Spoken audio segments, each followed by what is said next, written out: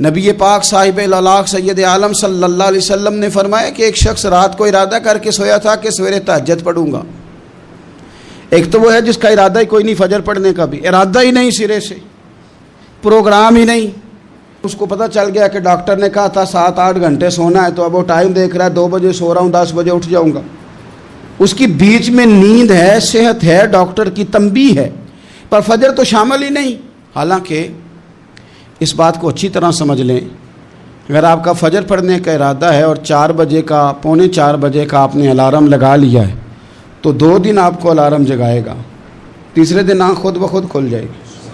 انسان کی نفسیات ہوتی ہے کہ 2 دن وہ کسی چیز بھی اپنی عادت کو سونے جاگنے میں پکا لے تو تیسرے دن وہی اس کا وہ مزاج بن جاتا ہے۔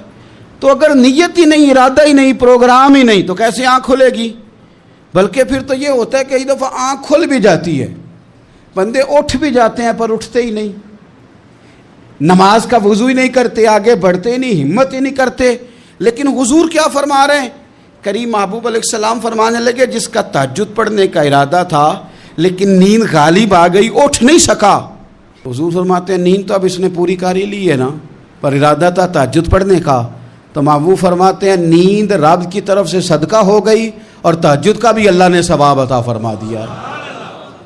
ارادے صاف کرے، پکے کرے، نیتیں کھری رکھے، نیت صاف رکھے، اخلاص پیدا کرے، تو پھر تو گھر میں بیٹھے بیٹھے بڑی نیکیوں کا ثواب ملتا ہے۔ پھر تو اپنے گھر کے اندر موجود رہنے پر بھی اسے بڑے بڑے لمبے سفروں کا ثواب ملتا ہے۔ حضرت انس بن مالک رضی اللہ تعالیٰ عنہ فرماتے ہیں ہم تبوک سے واپس آ رہے تھے تو نبی پاک علیہ السلام نے فرمایا ہمارے کچھ بھائی ہیں بھائی جو بیٹھے مدینے میں ہیں، پر ہم نے جو گھاٹی بھی طے کی، جو سفر بھی طے کیا، وہ ہمارے ساتھ ہی تھے۔ بیٹھے کہاں ہیں؟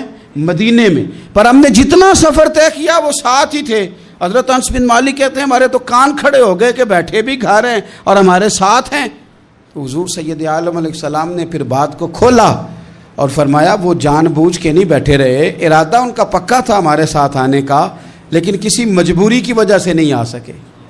کوئی بیماری نے آ لیا تو نہیں آ سکے، چونکہ وہ مجبوری کی وجہ سے نہیں آ سکے، آ نہیں سکے، لیکن رب کریم نے ہم جس سفر سے گزرے ہیں اس کا اجر انہیں عطا فرمایا ہے۔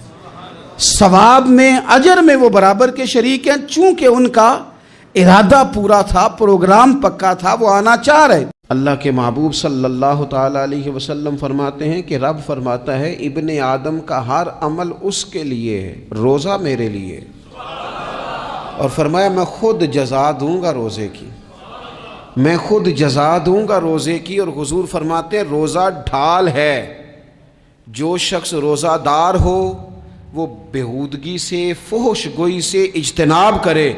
اور اللہ کے محبوب صلی اللہ تعالیٰ علیہ وسلم فرماتے ہیں اگر کوئی شخص اسے گالی دے، اگر کوئی شخص اس سے جھگڑا کرنا چاہے تو پتہ کیا جواب دے؟ اسے کہے بھائی میں روزے دار ہوں،